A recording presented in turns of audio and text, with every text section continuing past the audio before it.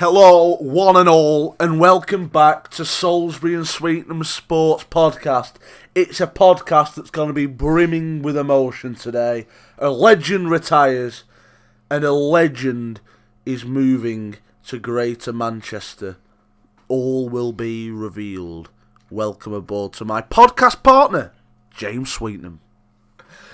Thank you, Adam. It really is a tough one today. Of course, we had quite a long break during the summer as we waited for sporting events to take place. And now we're going on another brief break as I'm moving to Salford for university. So these podcasts, I think, are going to become a bit more, sparsely populated. Yeah, if you wake up on a Monday and there's a podcast there, then you need to thank your lucky stars because they're not going to be regular. I'd just like to put in my congratulations to James for getting himself onto a place at Salford University. A terrific achievement, and one that I'm delighted for him. Yeah, it's a weird one. I'm quite looking forward to it. I'm very chilled out about it, not too worried or scared or anything. So yeah, I think I'm gonna hopefully do as good as I possibly can. And that's all you can do. So good stuff. Yeah, it really is. Anyway, moving on. We've got an absolutely huge week of boxing coming up. The biggest event in terms of rematches this year. It's Canelo, it's Golovkin. They're doing it again in Las Vegas. Golovkin, of course, won the last fight but wasn't given that decision that he deserved. So, Adam, what's going to be different this time around? Can Golovkin do enough to get a decision off corrupt Vegas judges, or will Canelo get a points decision? Or how's this fight going to play out? My prediction is that GGG is going to win via stoppage. Canelo obviously not cheating on all those drugs anymore. So for me, GGG, not GGD, has enough in the bank to win this one quite comfortably. Like I thought last time, he did enough to get the points a decision. But yeah, for me, a cut above is Golovkin, and I expect a stoppage as Canelo's not going to be as fueled up on drugs and dirty substances. Yeah, taking into account Canelo's probably the biggest star in the sport over the other side of the pond. It's weird how little hype there's been for this rematch. But maybe that's because of the horrific judging last time around. It's killed people's interest. But at the same time, Golovkin and Canelo haven't been really getting in each other's faces. Not been a lot of trash talk, despite the fact there is bad blood there. Why do you think it's just not taken off this time around? Because ultimately people knew the result last time and aren't as keen for the rematch, because at the first fight, no doubt, there were a lot of hype because it's an absolute super fight. But this time around, I feel like the public know who won that particular fight. And unfortunately, it's not got as much hype at this time around. However, the fight will get a lot of hype if it's a good fight, because ultimately there'll be a lot of people watching this one. Yeah, in terms of tactically, what each man can do different, Golovkin started very slow last time. Although he's had a couple of pay-per-view main events before, it was his first super fight, his first massive one. And it took him a little bit of time just to get going, to find his groove. This time around, he needs to really nail down, pressure Canelo, get him gassing, work hard from first bell to last bell, and really pressure him into making mistakes, because Canelo likes to box quite smoothly, but if you put him under a bit of pressure, he can unwind if the pressure's really effective. Canelo, this time around, of course, he's not going to be on performance-enhancing drugs, and he needs to maintain his gas throughout the fight, because, of course, last time, he really struggled to go the distance. So, if you're a Canelo fan, you've got to be hoping that he's knuckled down in terms of the fitness, and he can box Triple G down to a T, because Canelo's clearly the superior skilled man and can dance ring around Golovkin while they're both fresh. So it really comes down to its fitness. That's my view. It's fair to say that GGG is not going to get knocked out, so that negates a lot of Canelo's strengths. Obviously carries a hell of a lot of power in those hands. So I expect a GG win, to be quite frank. Now we've got a decent undercard support in the main event. Firstly, Jamie Munguia takes on Brandon Cook, and Munguia is a little superstar coming out of Mexico. He's a light middleweight, but he's very, very big for that particular weight. Last time out, he walked through Liam Smith. He didn't take him out, but he put him on the canvas and really showed a dominating display. At just the age of 21, to be beating people who are already at world level is extremely impressive. Brandon Cook's a game character, but I feel this is a really good platform for Munguia to bring his name into the main stage. Next up, it's a tasty little affair at middleweight. It's David Lemieux versus Gary Spike O'Sullivan. Neither man the most skilled in the world, but both carry heavyweight power in middleweight gloves. I see Lemieux probably the favourite. How are you looking at this one going in? Yeah, I see Lemieux as the favourite. I know he got schooled by BJ Saunders, but I fancy him to get his career back on track this weekend. Yeah, and finally, it's the return of my little Nicaraguan hero. It's Roman Chocolatito Gonzalez, one of my favourite fighters in the sport, as a matter of fact. There's something so lovable about the 5'3" man. This week, of course, he's coming off two horrific losses, one of which was one which could have potentially put him into retirement, but his heart has convinced him to keep going. His family want him to continue because they don't want him to go out the way he did.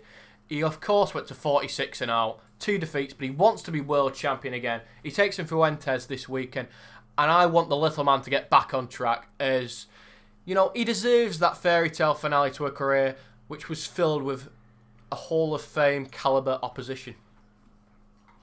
Yeah. So, of course, we had a superb weekend. Amir Khan took on Vargas at the Barclaycard Arena in Birmingham, and he looked extremely good for 1.5 rounds. His hand speed looked dazzling. We're beginning to think, under Joe Goosen, could we have a revival of the old Amir Khan? But he then got tagged by a big right hand, was sent flying to the canvas, and something you mentioned on Twitter is, despite the fact he has a chin made out of paper mache, that's actually what appeals to the masses, as it always makes his fights incredibly exciting to watch. Absolutely. There's not a time when Amir Khan's in the ring that you're taking your eye off the action. At any point, you could literally miss Amir Khan go crashing to the floor in the blink of an eye. However, you could also see some dazzling hand speed, like James mentioned, from the Bolton fighter. Ultimately, for me, it just proves that Khan is probably done at world level. Can he come back from that? Of course he can, because he's always in great fights. However, to me, to get knocked down by Vargas, no real quality there.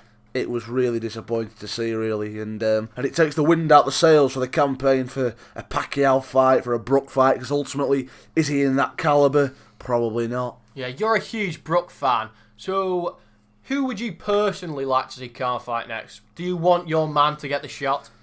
It's a bit different now, isn't it? Because in the past, I think Khan probably was the favoured fighter in the fight from many fans. But ultimately, for me, I've always really fancied Kell Brook. I think Kell Brook is the better fighter, especially now. And I'm not just saying that because of Khan's display at the weekend.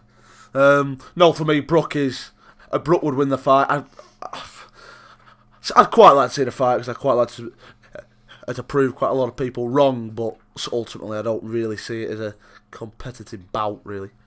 Yeah, we saw Khan obviously go down off that right hand, and Brook is renowned for his chocolate brownie straight down the pipe. The only real issue for Brook is, I'd make him a huge favourite in the fight, do you think Brook can safely make it down to 147 again? Yeah, I think he can, absolutely. World champion at that weight.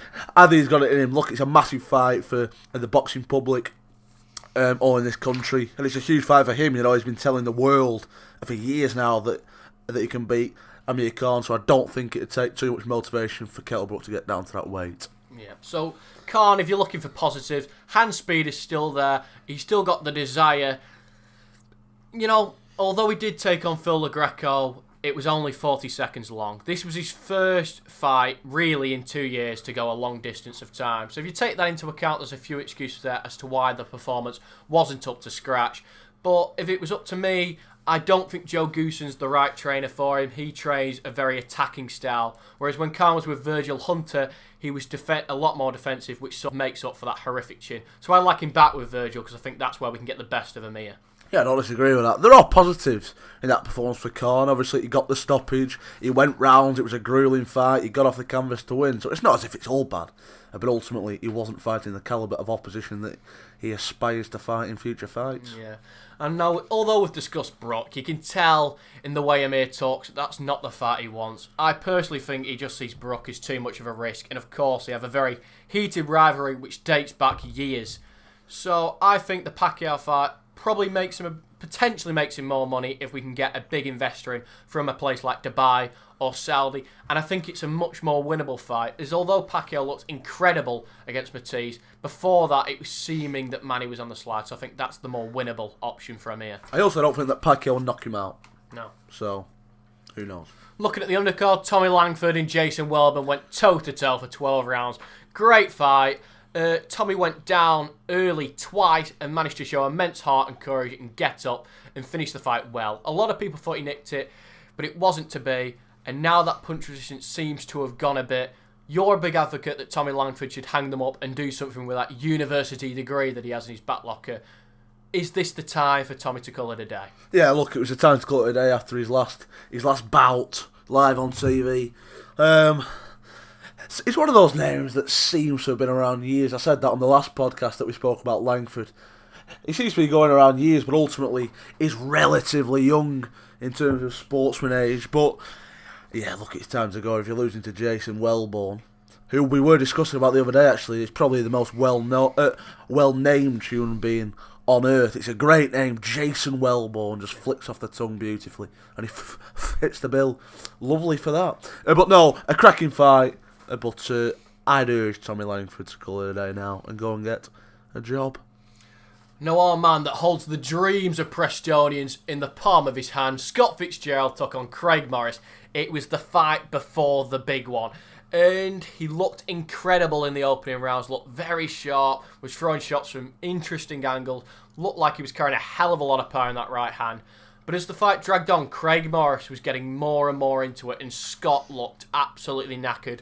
The hopes of maybe a Deepdale date in the future looked slim, to say the least. But he pulled through, and although being 2 rounds down in the last, he found a big right hand to knock out his opponent. And that sets up a fight with the cousin of Robbie Fowler, Anthony Fowler, 2 former Commonwealth gold medalists, and 2 prospects willing to put it all on the line. Preston versus Liverpool, and it's fantastic that our city has got a huge fight. Absolutely, yeah. Look, I'm sure Scott Fitzgerald will go in the underdog, but ultimately he'll have learned a hell of a lot from that fight at the weekend. You know, he went 10 rounds. Obviously got the stoppage. That's another great plus. Looked great. Looked sharp at the start. Obviously needs to work on his fitness ultimately to go the full 10. Because he was nowhere near as sharp in the middle and latter rounds actually than he was at the start. But yeah, look, Scott Fitzgerald's got a lot of potential, and hopefully he can get right in the right shape. One thing's for sure, he won't take Anthony Fowler lightly like he might have done with Morris. So that's a plus. So hopefully he can have a good camp and get a good win, and a big win for Preston. Yep. Moving stateside, we're at the Barclays Centre, which seems to be the home of boxing for Showtime. And it was a huge main event between Danny Garcia and Sean Porter, 2 former world champions fighting for a vacant world title. We put £20 on it. I was behind Sean, you were behind Danny. And they had a war which was really close. Danny took the early rounds, the slightly sharper boxer, the excellent counter puncher. But Sean, as he always does, has so much tenacity in his work and won't give up, will keep driving forward, and he outworked Danny in the later stages, which what ultimately got him the win. And it's good to see Sean, after all these years, world champion once again. It is, absolutely. Unfortunately, I slept through this fight, but I looked on Twitter the next morning, and apparently I can feel slightly aggrieved that I've had to part ways with £20, because ultimately, apparently, a hell of a lot of people had it a draw, and some people on my Twitter timeline had Garcia up, but that's the way of the sport, unfortunately. Who can take it away from Porter? Obviously, great person. And that great person is Errol Spence, the IBF champion of the world. He stepped into the ring straight after and challenged Sean Porter for a battle, a unification fight. Sean's willing to take him up on that challenge. And although being an excellent fighter, I feel Errol Spence, a man who I've seen fight in person at Bramall Lane against Kell Brook, is a very, very special talent, and I think he'll be the man to unify the division. Absolutely, completely agree with that. And he's had a lot to say about Terence Crawford as well this week, about how Crawford's going to basically get beat by himself, so that'll be a cracking fight in the future too. Yeah, I think we're really looking forward to that one. In a couple of years, I think that's going to be a huge pay-per-view fight, Crawford v Spence, because it's not going to be long before, well, Crawford's already at the top echelon to that pound-for-pound list, but Errol's in that top 10 now and he's creeping up little by little. He's still a very young guy, so, it's going to be huge in a few years' time. Now, the co-main event, Brandy Love was ringside to watch this one. Charles Martin. One of your heroes. Yeah, spotted her in the crowd. I couldn't believe it. I had to look twice. Charles Martin. And then put the pillow over your crotch region. Yep. No, I didn't actually. But yeah, she was ringside and she was really enjoying the spot. I couldn't believe it. It was a double take sort of moment. But anyway, moving away from Mrs. Love, it was Charles Martin, the man who... told the world he walked like a god before getting knocked out by Anthony Joshua inside 2 rounds. He had a championship reign of 81 days, which was the second shortest in heavyweight world champion history. He disgraced himself last night, but he took on a big challenge against good prospect from Poland, Adam Kanowski. Now, if you don't know Adam, in his last fight, he walked through Artur Szpilka inside just 4 rounds, so a lot of people are getting behind him. He's a very good fighter, and he's somebody who a lot of people think can get into that top 10, and he's got a huge Polish fan base behind him. Now, he dominated Charles in the early rounds, about 4 or 5 rounds in, probably even 6, he won them all. But in that later stages, Charles found his way into the fight, was landing big shots, and in that last round, had Adam Kanowski wobbling. So although he won the fight, Adam, and he is looking like a good prospect, it's good to see that although 2 years ago he bottled it at the O2 Arena, this time around Charles Martin showed a lot of heart and has redeemed himself in many people's books. Yeah, his title reign was a complete farce, unfortunately. But I won't begrudge him a route to the top once again. Yeah, his ring walk wearing a Burger King crown was slightly longer than the Anthony Joshua fight. So slightly embarrassing one there, but he's back now. Slightly saddening for Prince Charles Martin, as he would have worked slightly harder if he'd have known Brandy Love was watching him ringside, if you'll pardon the pun. Anyway, moving on to just some news from the week. The World Boxing Super Series announced its final weight class for the cruiserweights, and some people are saying, well, Usyk is the best, so there's no point in this. However, once he takes on Tony Bellew in November, those belts will be vacated and the semi-finalists will compete for the vacant belt. So it's a good idea, it's an extra tournament. And if there was one criticism of the World Boxing Super Series cards last year, is that the undercards were extremely weak. But how it's going to work this time is, there's going to be it works out that there's going to be double headers on every single show, so every card is going to have 2 huge fights and that'll draw in the fans, and ultimately make the tournament slightly more exciting. Yeah, it's a good idea. And finally, 2 heavyweight fights have been announced. Martin Bakole, the sort of unknown prospect who people really do believe can be a world champion. He's done Anthony Joshua in sparring. He's iced Tom Little in sparring. He's had Daniel Dubois on the deck in sparring. A lot of people are getting behind Martin Bakole, and he's taking on a former cruiserweight world title challenger, Martin Hunter, who pushed Alexander Usyk very close. It'll be a good test for him down at York Hall. And finally, a fight we're debating going to. Fury is travelling across to Sofia in Bulgaria to take on Fury-Pulev. A lot of people, such as Jarrell Miller, Dominic Breazeale, Dillian White, didn't fancy going into the Lion's Den in Bulgaria, but Huey, the travelling man, is keen to take on the challenge, and he can only be commended for that. Absolutely. It's a terrific fight for Huey Fury to get back on that world level. I think it's a great fight for him. Yes, he's on the road. Yes, it will be tough to get a decision out there, but ultimately, if Huey Fury can do what we all know he can do, and that's school Pulev, then I'm sure he will get the decision. And yes, it will be a cracking trip. Sofia is a very romantic place, I believe, for boxing. Yeah, I don't think we'll be having much romance in Sofia, but I'd still quite like to go. Other than if we met Dimitar Berbatov. Now that would be quite a romantic evening. So slick. So perfect at ball striking. So well oiled up as well. Yeah. It's a great first touch. A lot of power. Just a really nice man, I suspect. Yeah, I think you've really sold Dimitar to anybody that's looking for a relationship. Yeah, moving back on to the actual topic. A battle of the boxers, one for the purists, and we really hope Huey can come through. Which I'm sure he will, actually. Now, moving on to the cricket, I think we're going to do a bit at the end to celebrate one of your favourite sportsmen of all time. Cook has retired from international fixtures. How would you describe his career and what he did for you throughout your childhood? Yeah, there's people ever present in your childhood, I suppose. You've got, well, hopefully you've still got your parents there. The Queen will rule the United Kingdom, like I put in the article that I've written. However, look, Alistair Cook is a real sporting hero of mine. Over 12,000 test match runs with an average of just over 45, 33 centuries, countless 50s, countless catches in the field. A great captain as well. I saw a great article actually online, and it said Cook's come under quite a lot of scrutiny in recent years because he's consistently not scored as many runs as his high standards would want him to score, but ultimately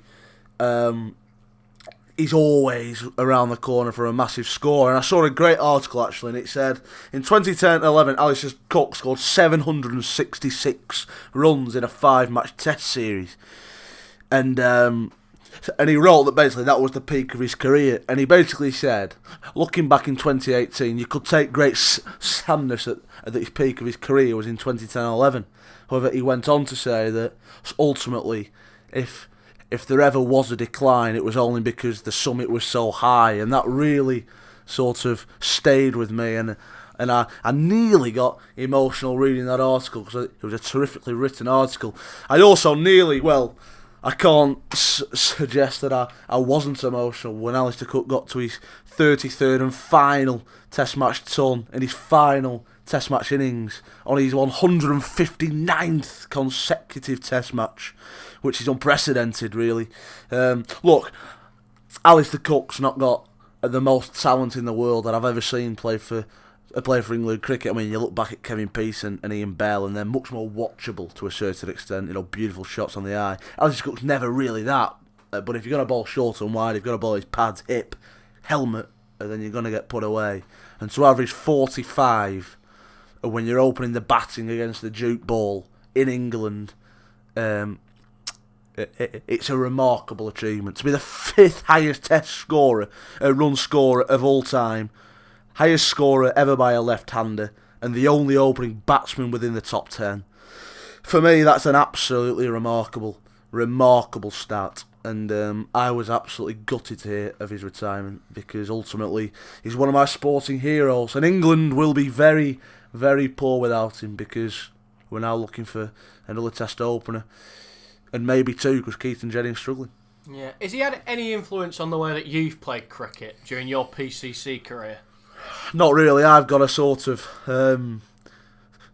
I've not got the temperament Alistair Cook's had, ultimately, because when a ball's close to me in my arc, I tend to have a swing, whereas Alistair Cook will wait and wait and wait until that ball is in his arc and he will put it away. Whereas I, ultimately, I'm not as consistent, I'm not as talented as Alistair Cook, but his mental strength is something to be applauded. I mean, he captained England to wins in Ashes series and wins abroad in India, a historic win in India actually, but ultimately he lost a lot of series. He lost 5-0. His captaincy came under massive strain, and he's got probably the greatest mental edge I've ever seen in sport, and that's something I will never have on a cricket field.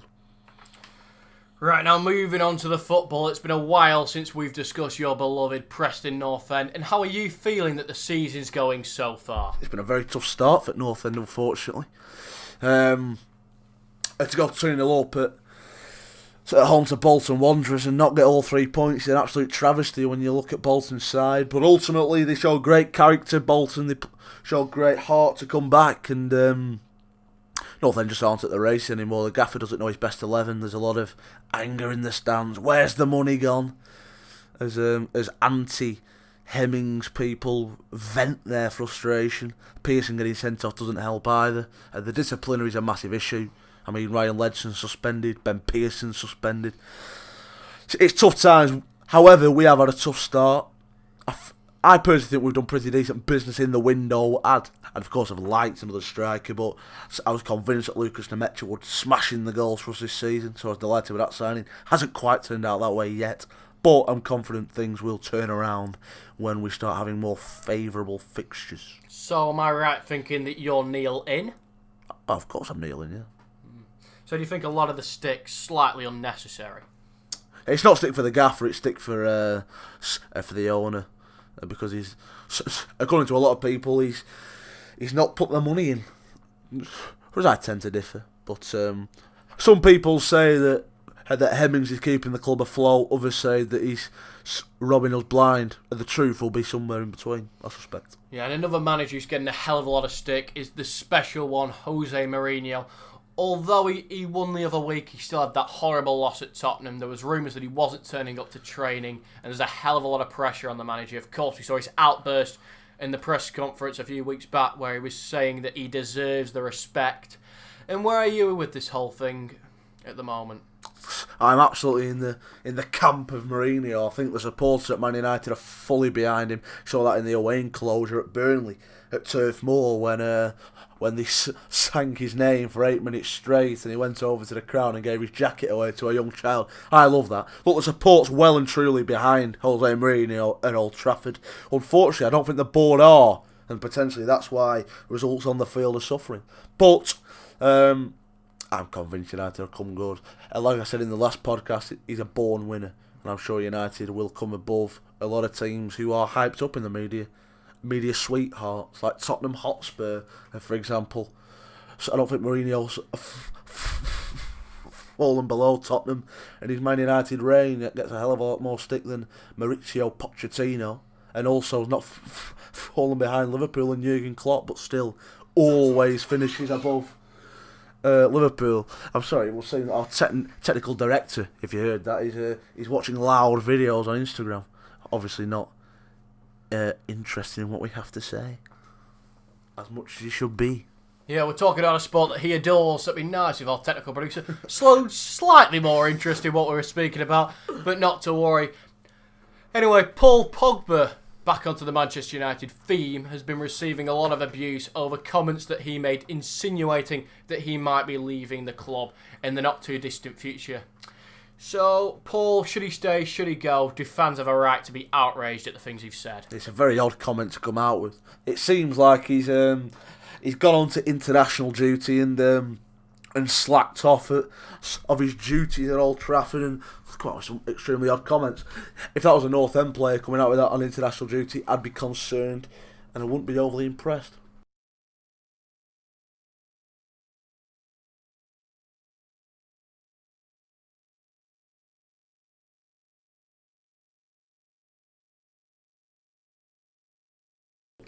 And I'll tell you who else wasn't pleased, and that's Mo Salah.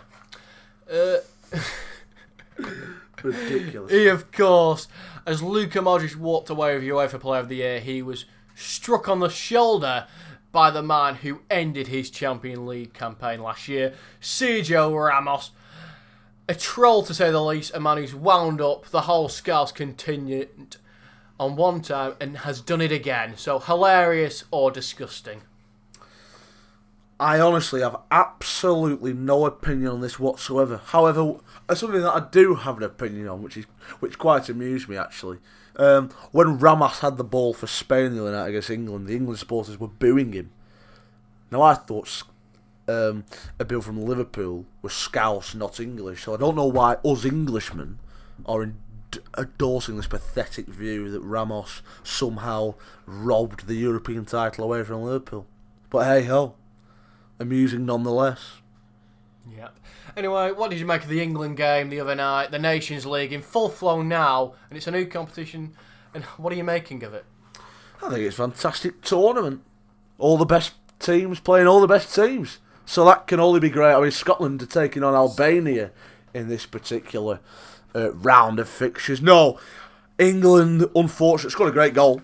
and probably unlucky not to equalise late on, but Spain, the wily old dogs, aren't they? And they took all 3 points. So, it's a touch disappointing. I saw John Barnes actually coming out with a lot of shite on Talk Sport earlier on this week, and it said that has Gareth Southgate taken the England team as far as he can possibly go? How dare John Barnes come out with that after Gareth Southgate's led us to a semi-final of a World Cup? How dare he? A terrible manager, an half-decent player. Shut up, John Barnes.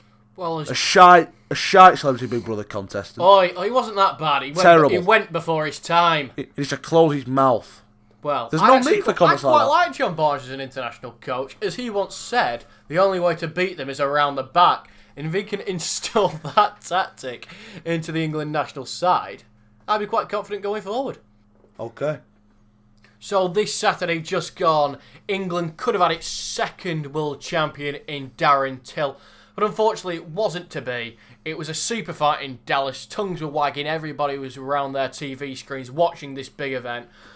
Stylistically, Darren, with his Muay Thai stalking style, played into the hands of the counter-puncher in Tyron Woodley, who landed a big right hand and a barrage of ground and pound before submitting Darren Till with a Darce choke to finish off the affair. Now, as a casual fan, Adam, looking in, what do you make of Darren's performance? Would that be something that you're happy with for British martial arts going forward, or would you be slightly worried about the state and how it's coming across to the casual fans when our leading contender now is getting knocked out in the second round? I can't say I'm overly keen on Till, so when the result came through to my mobile device, I can't say I was overly cut up about it. But ultimately, what I would be concerned about, and I know this is easier said than done, however, a Brit, a Scousman, to tap out and not just allow himself to lose consciousness, that's concerning for me. A fighting man from Liverpool should just allow himself to stop breathing. Yeah, it's quite ironic you say that, as just before he decided that he didn't want to be in that choke any longer, John Anik on commentary said, Darren Till is not the tapping type, and straight after Darren tapped.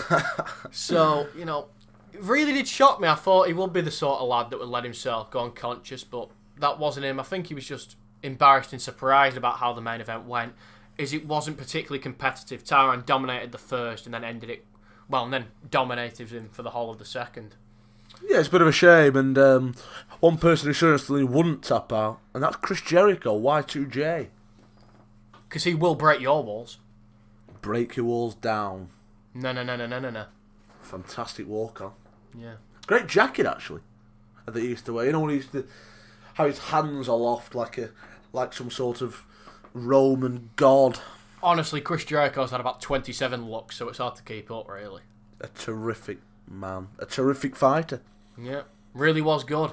So I'd absolutely love Chris Jericho to go into UFC and start applying the walls of Jericho on people and literally like ragging people's groins out of place. I've seen it used, and you've got to remember that there's a lot of submission manoeuvres in the WWE that will be quite effective. Yeah. You know, John Cena loves an SGF, Jack Swagger with an ankle lock.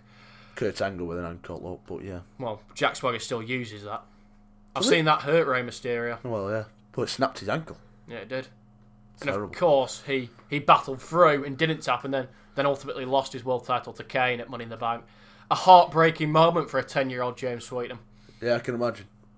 Stuff like that really did hurt, you know, when your wrestler had won a grueling contest and then some fresh mong had come in and cash in the money. But like a Dolph Ziggler, I think he might have done it to Edge or something. Oh, Dolph Ziggler was absolutely livid.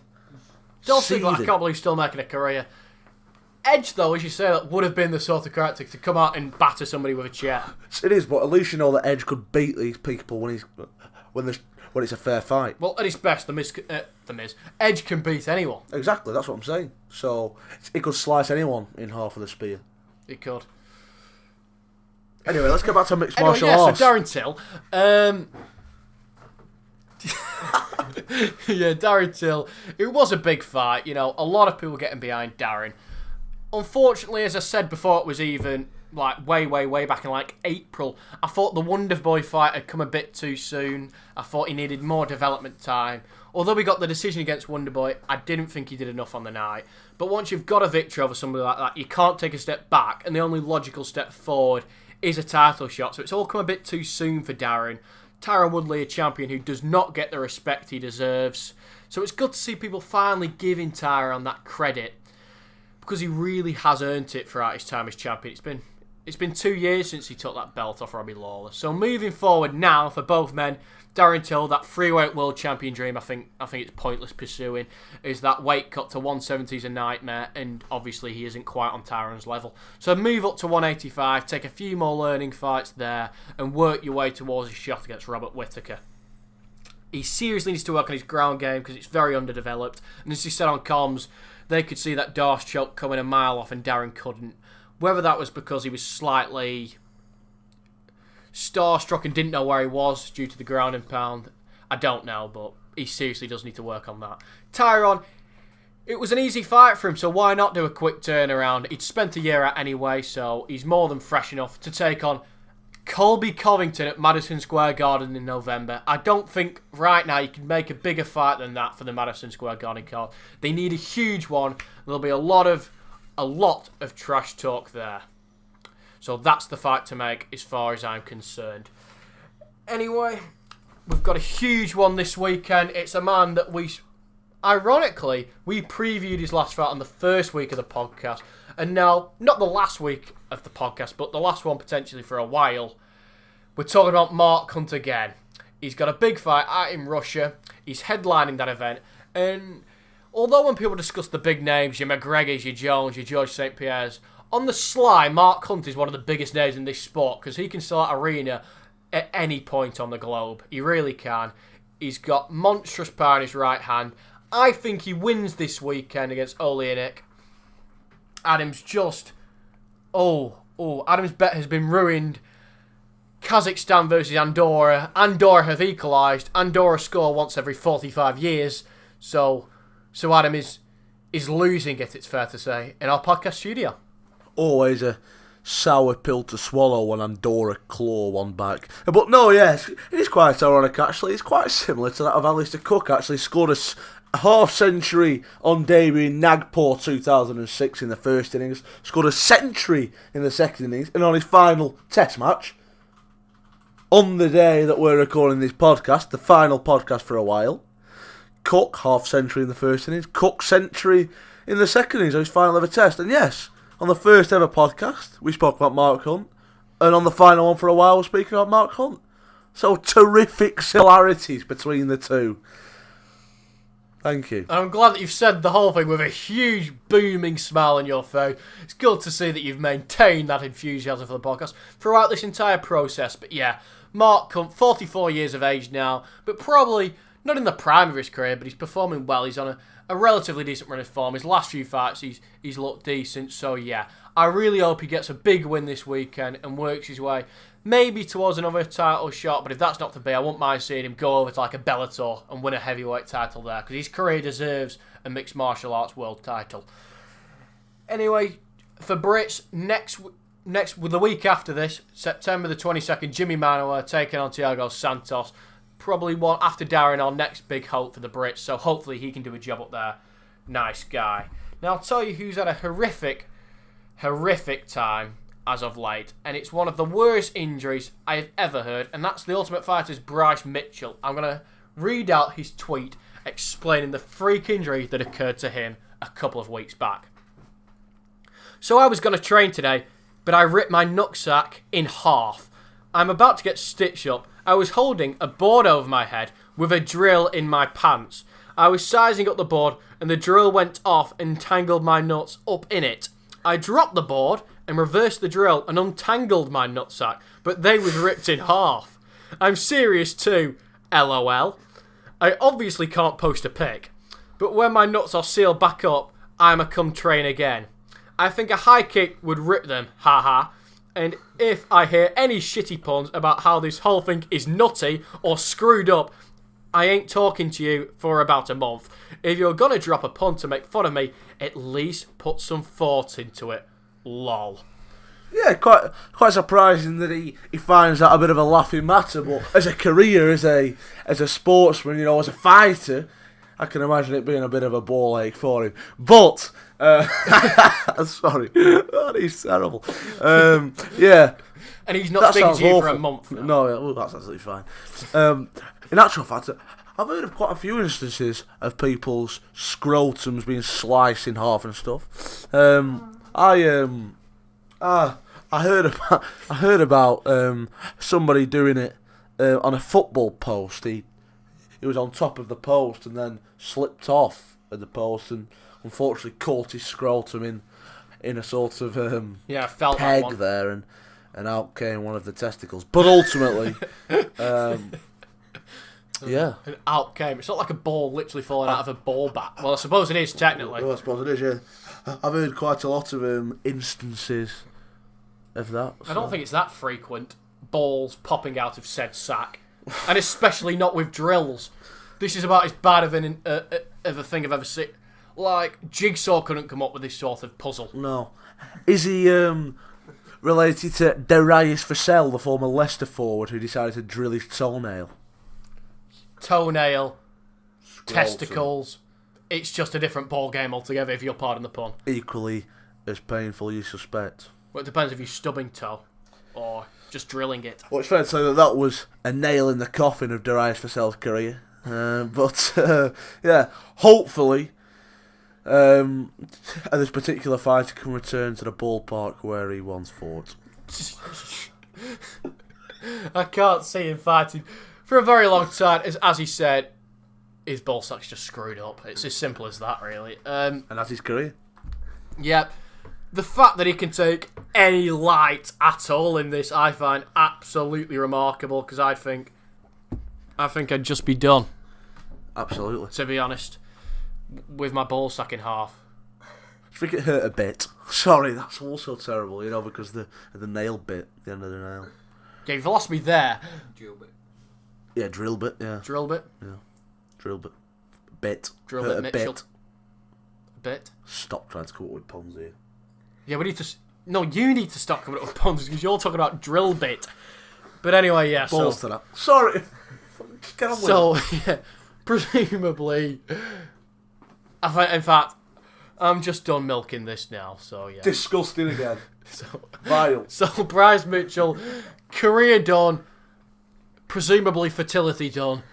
That is about it. But well done to him for seeing positives in this scenario. Because we certainly couldn't, if we were to be in that particular scenario. No, we absolutely could not. But I'll tell you what, another thing I cannot take any light in, and it's disgusted me, and I can't get out of my head, and that is this. I am sick of Dr. Alex's oi oi oi. I've had enough of it. It keeps popping up on my timeline. I cannot get it out of my head. I have had enough. It is driving me insane. I don't know if he thinks it's funny. I don't know if it's from something from the 1970s and it's some sort of pop culture reference. I don't know if he thinks it's cool. I don't know if he's just a bait artist, because he's got in my head. I can't cope. What's your view? Oh, calm down. Sorry, that's also bloody awful. Anyway, yeah, look. It started off as that, like, oi, and now it's like, oi. It's, oi, oi, oi. It's just loose as arseholes. I don't know why he has to do it. It's like when that really supposed quiet one from Love Island, it's got to go off, came out on Twitter. Equally as offensive in my book. But This is at least that was hilarious. This is just terrible. Yeah, people say like Ellie, I remember. Saying stuff, you know, Newcastle, can I do a Geordie accent? Newcastle. I probably wouldn't attempt it. I'm gonna attempt it, but I don't know if I can. You know, on the outside, no, that's... Right, basically on... Slightly going over the border there to Scotland. Yeah, but in actual fact, they're not too far away from each other. Well, no, they're not, but ultimately they're It's completely the wrong different accents. Why can't I do a Geordie accent?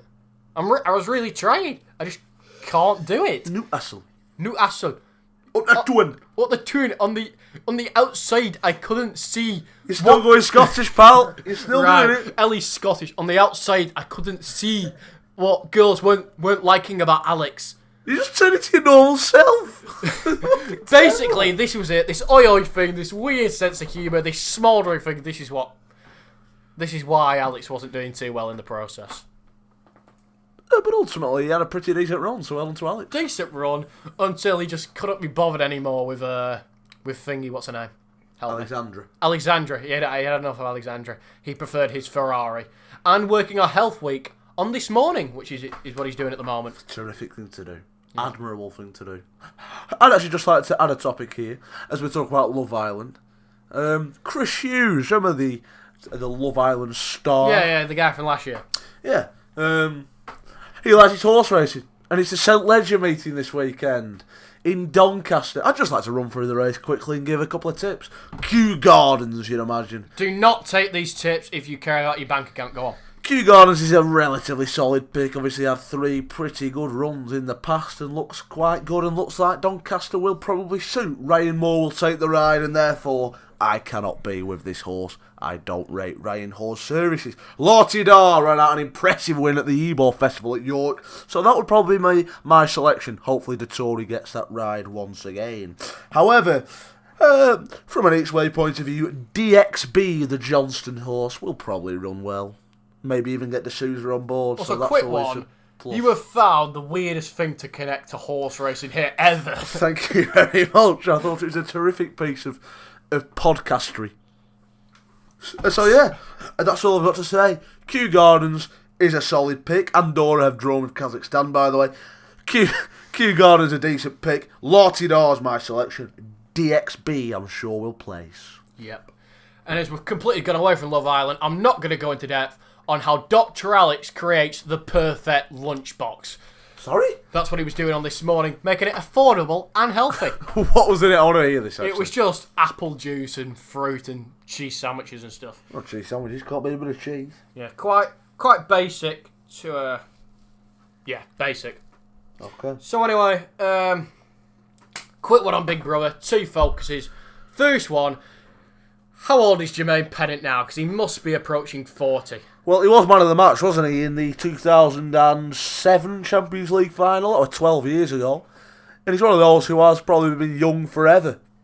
Burst onto the scene in the early 2000s for Arsenal. Played for Liverpool, etc. Stoke in 2013. So I reckon Jermaine Pennant, hazard and guess, I'm going to go with 37. He's 35 years old. It's a great effort. I'm playing in Singapore at the moment. Right. Yeah, so anyway, my actual point on Jermaine Pennant, and why I asked you his age, that he's too old to be sleeping around. Whoa! You've seen this? No, I haven't seen this. Hold on. I have decided to watch Big Brother from the start, and I only started this last week, so I'm not quite at the point that James is at, who has watched every single episode up to now. You're 4 episodes in. So it's over. I don't want to hear about Jermaine Pennant's sexual conduct within the house, and would like this conversation to end right now. Actually. Right, I want you to cover your ears then. No. Because I quickly want to make a statement. Why would you do that? Because I want to talk about Jermaine Pennant. Well, I don't care. We had this discussion. We weren't going to go into detail. Just cover your ears because it's about to come out. Oh, for fuck's sake. Jermaine Pennant is a 35-year-old married man with kids and should not be sharing a bed with 21-year-old glamour models. He's not married. He is married. He's not. It came out. He had a girlfriend until day 15, where he actually revealed he was in fact married to said girlfriend. Right. So well, I don't want to know about this anyway. So anyway, because obviously I've not got up to this point. So why are you being so disrespectful? I've asked you not to bring it up. You brought it up. I'm not. I told you to go. I am honestly not. Shut last week, and you're howling into the microphone. I have to howl to show my concern with what Jermaine's doing, because I never support adultery. Well, never do I, but I don't want it spoilt for me. Yeah. Anyway, moving on to the next issue. I don't want to hear about your next issue. Well, this has been all over social media. You've been living under a rock if you've not seen it. Yeah, and I've done extremely well to avoid it. I don't want you to spoil it on the podcast. I'm talking Roxanne Pallet. Right, that's fine. You can talk about Roxanne Pallet. However, I don't really want to know the absolute ins and outs.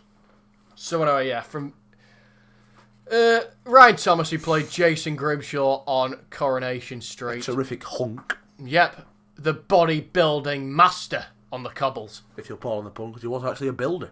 He was, that. I know he was. A bodybuilder, a builder. I just meant to say builder, but anyway, yeah. Jason Grimshaw, nice lad. Ryan Thomas, of course, being his real name. He has known Roxanne Pallet for a very long time. Of course, she was in your era on Emmerdale. You used to watch her do her stuff. Absolutely, can't beat a bit of Emmerdale Farm. In actual fact, Emmerdale Farm is probably the best soap around. I'm going to respectfully disagree, but I used to watch her back on Dancing on Ice in the day whilst eating a cheese sandwich and a carrot, which was my diet at the time of Dancing on Ice, which I think we've discussed before on this podcast, which is why I bring it up. Extremely questionable diet, absolutely. It was a Sunday night tea. Cheese sandwich and a carrot? And an orange juice, and probably a chocolate dessert. Something like that. A Cadbury's one with... Something that Rudolph the Red-Nosed Reindeer would eat. No, he just eats carrots. I'm not sure his diet's that complex. As he is a fictional reindeer. I don't think a cheese sandwich is awfully complex. But no, I absolutely really enjoy a cheese sandwich. However, would not be inspired or impressed if I came home from work or university to find that my mum had produced a cheese sandwich for me to eat for tea. Oh, so you... Jesus must be bursting into the room at this point and taking offence. Oh, cheese on toast! It wasn't a cheese sandwich. She's obviously taking offence and doesn't want people to think she's a horrific parent. How have you possibly got cheese sandwich mixed up with cheese on toast? Well, cheese being the big word there. Well, not necessarily, because one's heated and one's just a normal snack that you'd have midday. It's still cheese, regardless of whether it's heated or not. Also, it's completely different to a sandwich and a toastie. But no, anyway. It's not. They're all cousins, aren't they, in this sandwich world? Well, a toastie's not a sandwich, though. Hence it's a hot sandwich. It's a heated sandwich. It's not the only thing that's going on. As a sandwich. It's cheese. Well, it's like saying... It's cheese and bread. It's like saying a caterpillar and a butterfly aren't in the same family. A caterpillar goes into the cocoon and comes out a butterfly. I know that, but they're completely different things. Goes into the toaster and comes out a toastie. It's not particularly elaborate. Different things. It's not. They are. They're not. It's like a baby and an adult. Just completely different. Yeah, a baby turns into an adult. A completely different thing. Along a 20-year period or whatever. Completely out on this one. I'm not out. Cheese on toast. A cheese toast. A cheese sandwich are similar. Both bread, both cheese. It's just a temperature difference. But anyway, back onto the actual topic of Roxanne Pallet. Racist. It's not particularly though. It's not. So anyway, yeah. So Roxanne Pallet, Ryan Thomas walks over to her and playfully, like, has a bit of a punch with her, just like nothing malicious, just a bit of a laugh. So now Roxanne Pallet goes on to complain to Big Brother that he's hit her. And acts really upset about the whole thing. And of course that causes an investigation. As Roxanne Pallet was walking from Jason Grimshaw to the bedroom, and she realised she was upset, she of course plucked an idea, began to realise she could run with a storyline, put it together and went to Big Brother. For no minute did she actually believe that Ryan had hurt her. And for no minute did he deserve what was to come. So she acts like he's hit her, tells the whole house that he's hit her. He's, of course, an absolute emotional wreck about this, because any sort of lad's worst nightmare is being accused of something like that, which he hasn't done. So the whole house turns against Ryan as they all think he's a woman beater. He's, of course, developing anxiety over this. He's very stressed out. He's in tears. His career could have been potentially ruined. Roxanne Pallet was lying to everybody, putting on Oscar-winning performances, pretending that she was hurt when she definitely wasn't. Now, she saw an opportunity to ruin the man's career because they have a feud that runs back about 10 or so years. A good friend of Ryan's actually went out with Roxanne and they've never gotten along. Accusations like this well and truly ruin people's lives, and that's what this was going to do. Thank God the cameras were there to capture what actually took place, because so many men are in jail now for stuff that they haven't done. She's an absolute disgrace and has undone so much work that women's charity have done. Women who go home to the fort that they might get beaten up. Women who are terrified she's made an absolute mockery of. She's crying over something that was so little, whereas these women are absolutely terrified about what can happen to them. It's just a disgrace. It's a mockery. And women who come forward now with real issues are going to be brushed aside because people will think she's just like that Roxanne. She's a monster. People in her past have come forward and said that she's accused loads of people of doing this, including Ridian Roberts. From the X Factor, the Welshman, she was working on a pantomime with him, and now he's had to come forward and say, I didn't do anything. Former Emmerdale co-workers have said they didn't do anything when they were accused. It's just horrific. She's just a horrific, terrible person. If cameras aren't there, Ryan Thomas's life is over because he'd never have worked again. So she's a monster, and I hope that career is done. Yeah, that's true.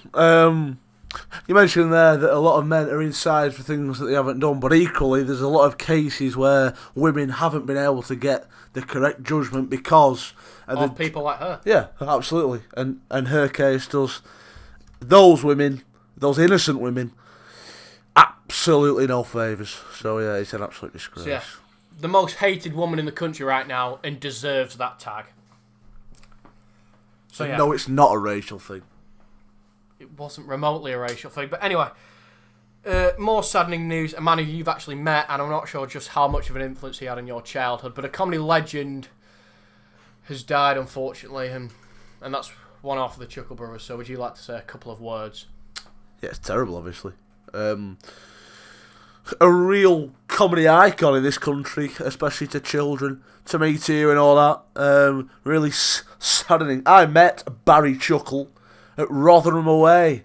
A fantastic day out. I think it was in 2014. Rotherham 0, Preston North End 0, as you can imagine. Sounds terrible. An absolutely awfully long 90 minutes in the arse end of Yorkshire. However, a couple of pound for a pint, so always a terrific afternoon out in Rotherham.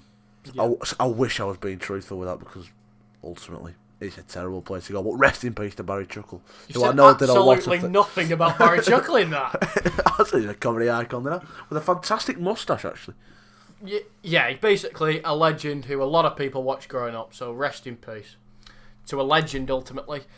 And another legend who's unfortunately passed away, and that is Aretha Franklin, one of the greatest voices this planet has ever produced. Respect, still a humongous hit even today, so rest in peace as well to her. Absolutely, the Queen of Soul. It's really tough to take. Her career could have only got one notch better, and that's if she was managed by David Guest. The late, great David Guest, so rest in peace to a pair of them. Two soul icons who will be sorely missed. Rest in peace from the bottom of my soul. Yep, so anyway, two more stories quickly. First of all, Theresa May has been getting a boogie on in Africa. Yeah, she's a terrific dancer. And of course I want some It's Time to Africa music by Shakiri playing in the background. This time for Africa.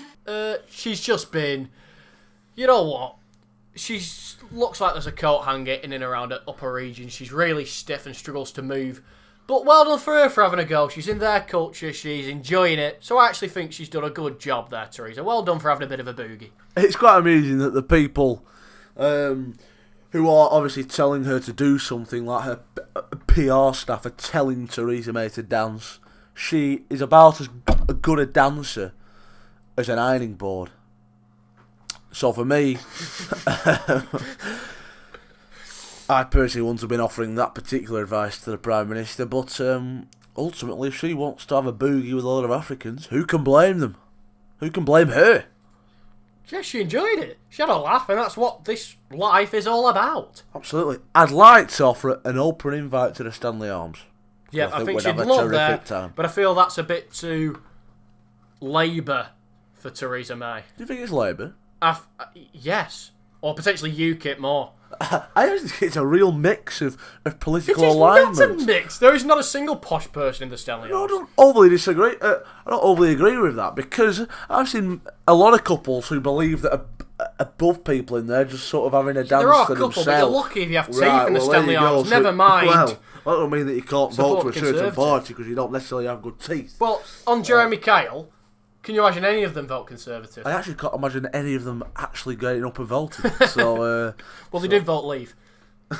oh, controversial, and that's what we offer on this podcast. We're topical. Controversial, topical pill opinion. It's insightful. It really You should is. join us more often. You really should. But yeah, well done to Theresa May for getting her dancing shoes on. She looked Get good on your doing it. dancing shoes, as the Arctic Monkeys once said. You sexy little swine, as he followed to say, yeah. So I wouldn't overly bring that up. And I'm just wondering how long I can continue talking about Theresa May as I try to find a name from this weekend, which I cannot find. What? Bike accident is what I'm Googling now. No, don't put that in because I'll come up with a lot of injuries. I'm not claiming any money whatsoever. Ultimately, Bike there was a- scandal. a bloke trying to push another competitor of his off his bike, it would seem. It looked terrible. Yeah, I cannot find this, so yeah, we're just going to have to give a description of what happened. Two motorbike races were riding alongside each other, and of course, sport is competitive at any level, and people like to get an edge. But this could have ended a life. It's terrible. So he's basically grabbed his front brake, and if he had fallen off, the pace that they're going at, his life could have been lost. So utterly, it's disgusting, and in my opinion, that man should be banned for life. Yeah. However, I can imagine it being fantastic to watch. I mean, That's not the point. I know, but I've always What's said... his name, Luke? Luke's got it up. Romano Fenati. Yeah. So Fenati. Romano Fenati alongside Roxanne Pallet and my two hated people this week. So I've always said that motorsport's more entertaining when people are dying. It's just the case. I'm not for helmets You're not for that's just why? because it's just...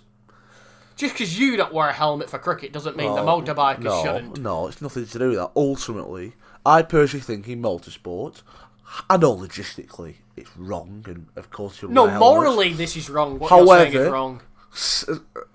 As a reluctant motorsport supporter, I would tune into far more races if the drivers were not wearing protective equipment. It's just a fact.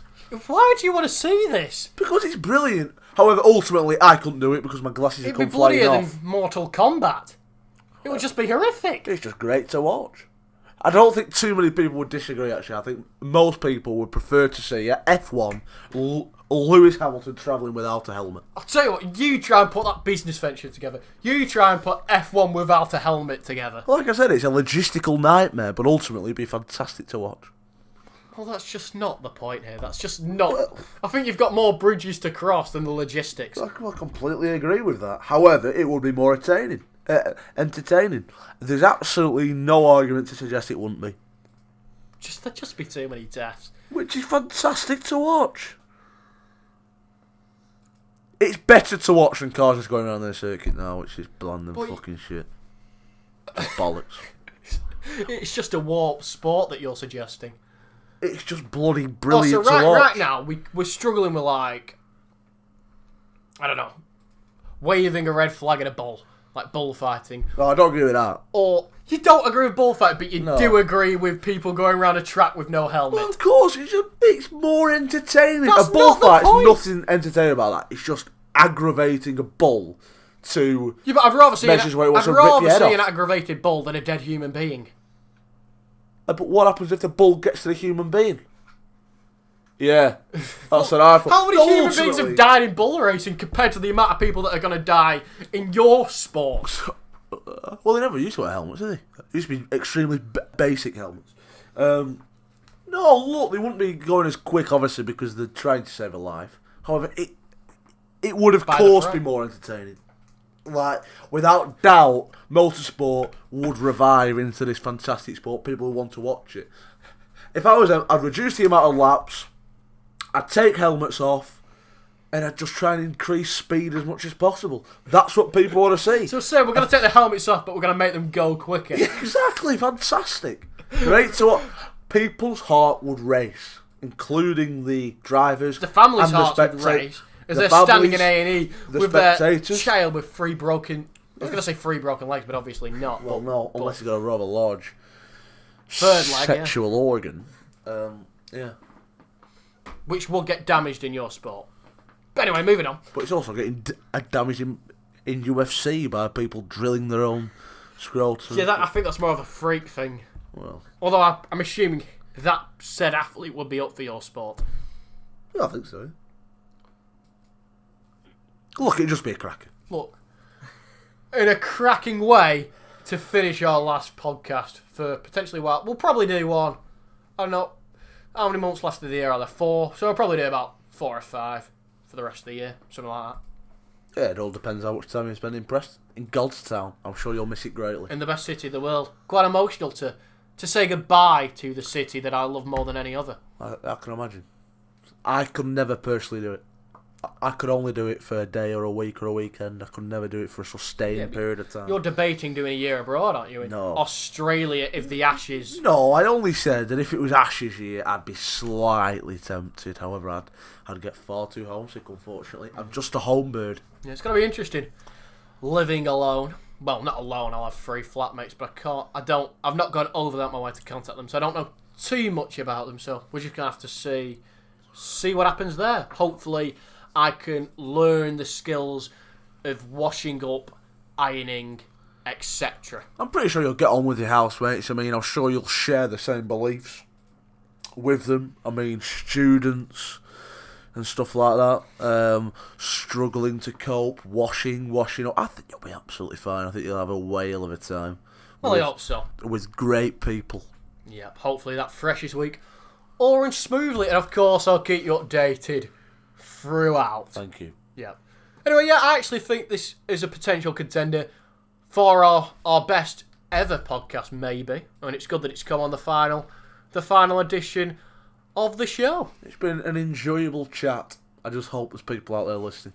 I really do. You've got to give this one a share on Facebook, seriously. I will do, yeah. Yeah.